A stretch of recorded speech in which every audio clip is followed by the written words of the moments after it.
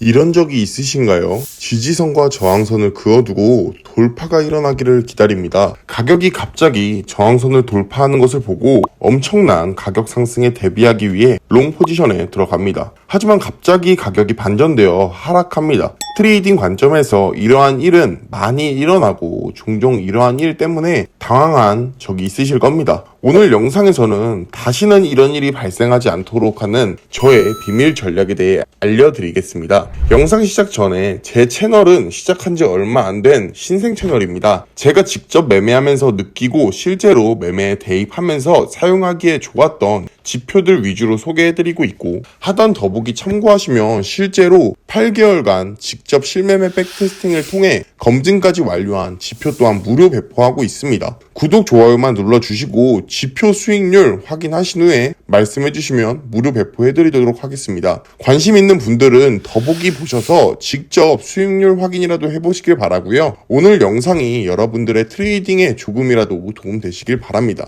자, 본론으로 돌아와서 이제 우리는 돌파가 무엇인가를 먼저 알아야 합니다. 돌파는 지지와 저항이 있을 때 발생하는데, 두 가지 모두 지지와 저항을 받으며 그 안에서 가격을 움직이다가 돌파해줄 때 큰 상승이나 하락이 일어납니다. 보시는 것처럼 가격이 돌파되면 급등하기 시작합니다. 바로 여기가 좋은 진입 타점이 될 수 있던 것이죠. 하지만 문제는 시장이 잠재적으로 돌파 구간을 어떻게 설정하여 찾을 수 있냐는 겁니다. 바로 답은 패턴에 있습니다. 돌파 매매 패턴에는 여러 가지가 있습니다. 쐐기형, 깃발형, 직사각형, 삼각형, 페넌트형이 있습니다. 이제 대부분의 사람들이 하는 문제는 패턴 이미지대로 정확한 움직임을 찾고 있다는 것입니다. 하지만 가격이 이 정확한 패턴을 가지고 움직이는 경우는 거의 없습니다. 따라서 이미지처럼 정확한 가격 움직임을 찾는 것이 아니라 해당 패턴을 만드는 주요 지지와 저항선을 찾는 것입니다. 솔직히 말해서 어떤 패턴을 찾느냐는 매매에 크게 중요하지 않습니다.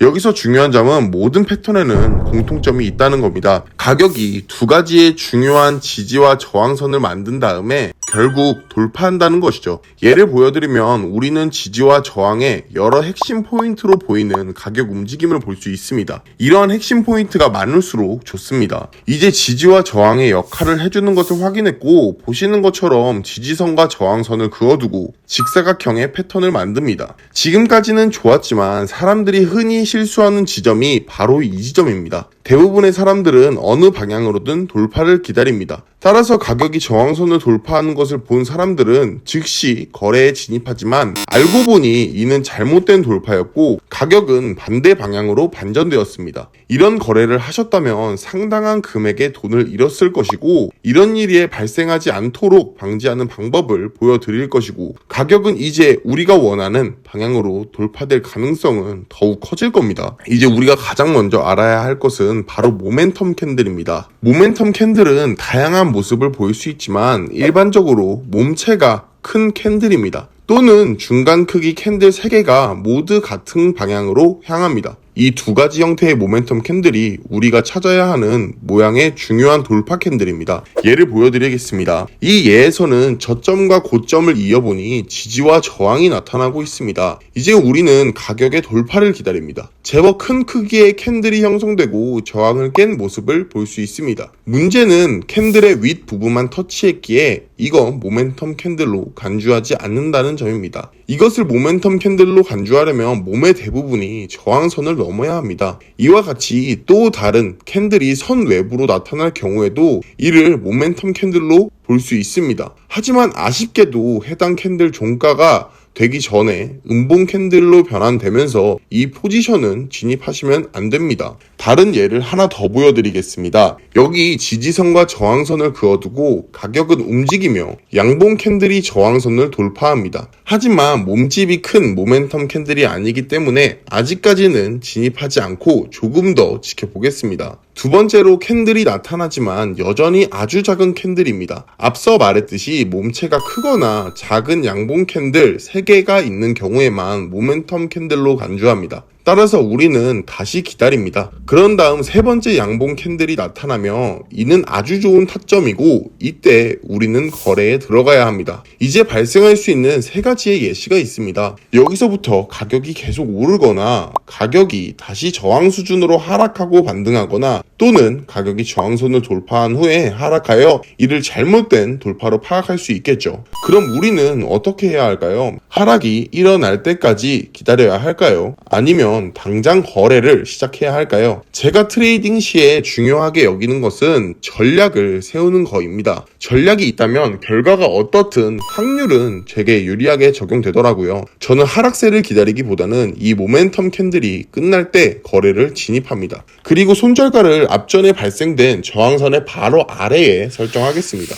이렇게 하면 가격이 하락하여도 저항은 강한 지지로 변경되어 상당히 유의미하게 전략으로 사용할 수 있습니다. 사실 이 캔들이 모멘텀 캔들이라는 점을 고려하면 잘못된 돌파의 가능성은 현저히 낮습니다. 그러나 만일의 경우에는 가격이 하락할 수 있으니 손절가는 반드시 걸어두셔야 합니다. 이제 진입점과 손절가를 알았으니 익절가 설정 방법을 알아야겠죠. 이렇게 돌파가 되는 경우에는 큰 상승 혹은 큰 하락으로 이루어지는 경향이 있습니다. 따라서 일반적인 1.5 비율로 익절가를 설정한다면 더 많은 수익을 놓치게 되는 것이죠. 더 큰 수익을 얻기 위해서는 분할 익절을 통해 트레이딩 해야 합니다. 예시를 들어보겠습니다. 먼저 진입 신호를 찾았고 다음에 저항선 아래에 손절가를 걸어둡니다. 다음 익절가를 1.5 비율로 설정합니다. 가격 이익 실현에 도달하면 우리는 해당 수익을 얻기 위해 우선 진입 비중의 절반만 매도합니다. 그렇다면 나머지 비중 절반 포지션은 가지고 있습니다. 다음으로 이전의 진입가로 손절가를 높이겠습니다. 그 다음에 나머지 비중 절반 또한 익절을 하셔야 되는데 이때 우리는 지표 하나를 추가해 줄 겁니다. 바로 샹들리에 지표입니다. 이 지표를 추가하시려면 트레이딩 뷰 지표 탭으로 가셔서 샹들리에 스탑을 입력하세요. 그 다음 지표 설정은 ATR 멀티플라이어 2로 변경합니다.